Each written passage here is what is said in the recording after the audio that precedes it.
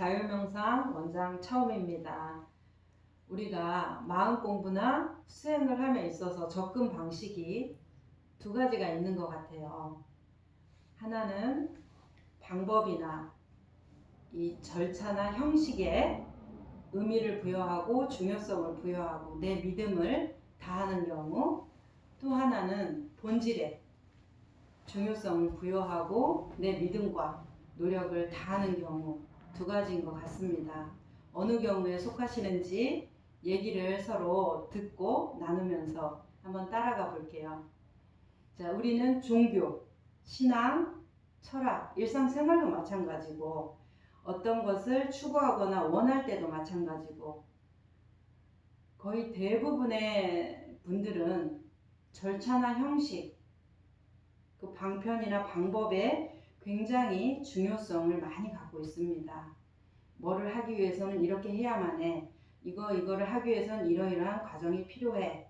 내 마음을 닫기 위해서는 아침에 일어나서 뭐 하고 하루에 몇 시간씩은 뭐 하고 어떤 것은 꼭 해야 되고 어떤 것은 꼭 하지 않아야 돼.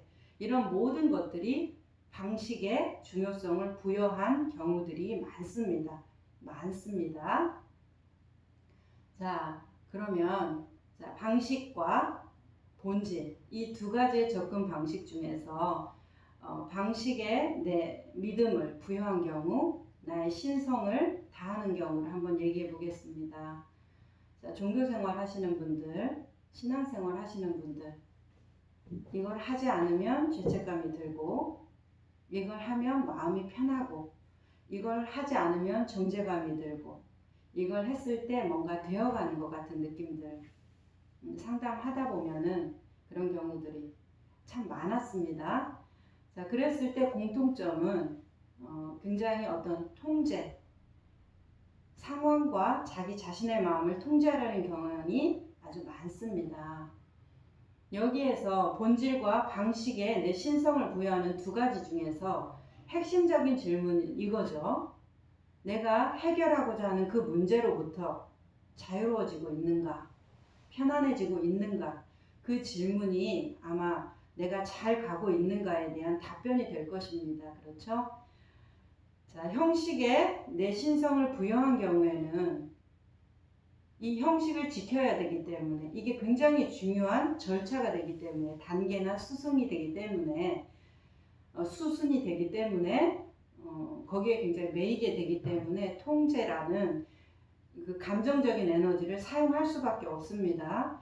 그러면 문제를 해결하는데 직접적이기보다는 절차를 따라가야 되니까 간접적인 형식의 해결 방법이겠죠. 자, 그렇다고 하면은 어때요? 문제에 대해서 본질적으로 거기에서 노연하는 것보다는 방법을 통해서 거기에서 노연하는 느낌을 받기 때문에 이런 분들은 사회적으로 어떤 의인이 되거나 사람들한테 찬양받거나 존경받을 수는 있어도 내 깊은 질문에서 자유로워졌는가? 그거에 대해서 글쎄요, 저는 자유롭지 못하실 것 같은데 자유롭지 못할 것 같습니다. 제 개인적인 의견은. 자, 그러면 본질적인 방법에 신성을 부여한 방법.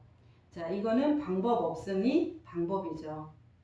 모든 사람들이 다 각자의 인연에 맞게끔 나에게 중요한 문제를 안고 있습니다. 어떤 분은 남편일 거고, 어떤 분은 부인일 거고, 어떤 분은 아이 공부 문제일 거고, 어떤 분은 삶과 죽음 문제일 거고, 내가 내 삶의 조건에 따라서 많은 분들이 각자의 다른 영역에 어떤 해결하고자 하는 고뇌가 있을 거라고 생각됩니다. 본질적인 형식에 신성을 부여한 경우에는 방법이 없습니다.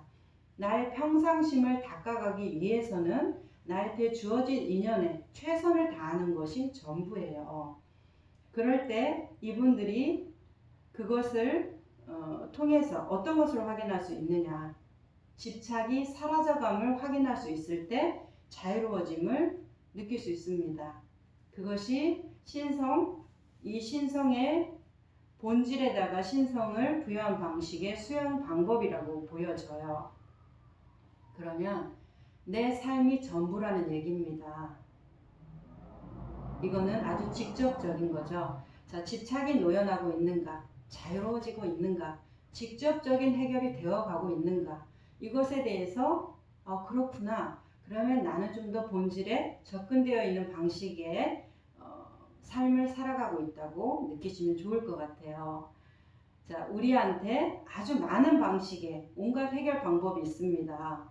내 삶을 존중하는 방식이라고 하면, 어떤 절차를 고집하지 않는다면, 거기에서 기왕이면 어때요? 좀 더 친절하고 조금 손해보는 방식을 택하기를 권해드리는 것은, 이유는 집착에서 노연하기 때문에 그래요. 그냥 착한 사람이 되기 위해서, 의인이 되기 위해서 그렇게 하기를 바라는 것이 아닙니다. 종교적인 어떤 대단한 사람이 되는 노력이 아니에요. 마음 공부는 단 한 가지의 목표입니다. 자유로워지는 것. 나의 생각으로부터 자유로워지고 내 마음과 운명으로부터 자유로워지는 것을 목표로 합니다. 자, 내가 조금 손해본다면, 내가 좀 더 친절해지고 선한 삶을 선택한다면 집착에서 좀 더 노연할 겁니다. 전제가 반드시 있죠. 내가 감당할 수 있어야 됩니다. 내가 조금 손해보고 나서 계속 두고두고 뒷말을 하게 되는 경우, 그 사람 탓을 하게 되는 경우, 10년이고 20년이고 잊혀지지 않는다면, 그런 분들은 먼저 자기 자신에게 솔직해지는 연습이 더 필요해 보입니다. 그것이 마음 공부가 되겠어요. 그런 분들은. 그것을 넘어간 분들의 얘기입니다. 자, 그게 어떤 본질에 집중하는 수행 방식, 본질의 신성을 부여한 방식은 그렇다는 말씀을 드려요. 내 삶을 존중하고 내 삶에 일어난 인연들을 존중하고 거기에서 해법으로 제시되는 온갖 방법들을 주의 깊게 관조하면서 하나하나 따뜻한 시선으로 친절하고 선하게 풀어나간다고 하면은 집착에서 점점 노연할 거다, 이렇게 보여집니다. 자, 정리하겠습니다. 우리가 내 문제, 고통으로부터 해결하는 두 가지 접근법이 있다고 보여집니다. 방법과 절차에 신성을 부여하는 방법, 내 본질에 집중하는 방법입니다. 방법과 절차에 신성을 부여하는 분들은 좀 더 통제적일 것이고, 한편으로는 좀 안전할 수 있습니다. 왜냐하면 보여지거든요. 이렇게 하면 이렇게 된다는 결과치를 사회적으로 제시받을 수도 있고, 역사와 전통으로, 그리고 많이 배우신 어떤 스승이나 가르침으로부터 안심을 할 수 있을 겁니다. 내가 내 삶을 집중하는 방식은 그것보다는 왠지 조금 부족해 보이고, 왠지 이렇게 해서 될까 하는 의문점이 더 많을 수가 있어요. 왜? 우리가 모두가 갖고 있는 삶의 형식들이 다르기 때문입니다.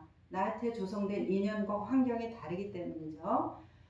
자, 그럼에도 불구하고 본질에 나의 신성과 믿음을 부여하는 방식을 권합니다. 내 삶을 존중하고 그 삶 안에서 노연하는 것. 그랬을 때는 그 문제가 해결되어서 자유로워지는 것을 경험상으로 많이 보고 있기 때문에 그렇죠.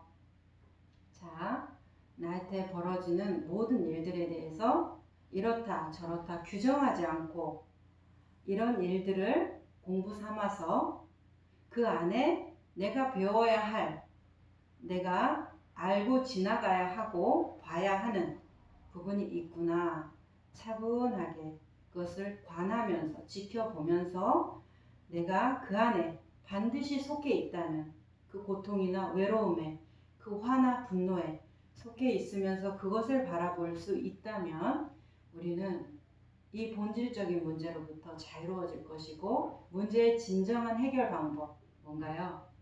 좋은 해결 방법보다는 문제 자체가 없어지는 방법입니다.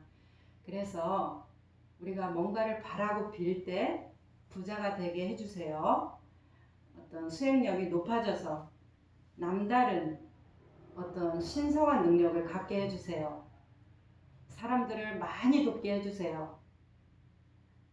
내가 희생하고 헌신하는 삶을 살게 해주세요.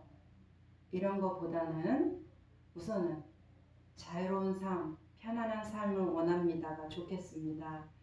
그렇게 나아가다 보면 우리가 어디에 도착할지 몰라도 아마도 나에게도 이롭고 상대에게도 이롭고 자신에게 유익하고 상대에게도 유익한 삶이 될 거라고 믿습니다. 자, 자기 자신을 존중하는 삶 되기 바랍니다.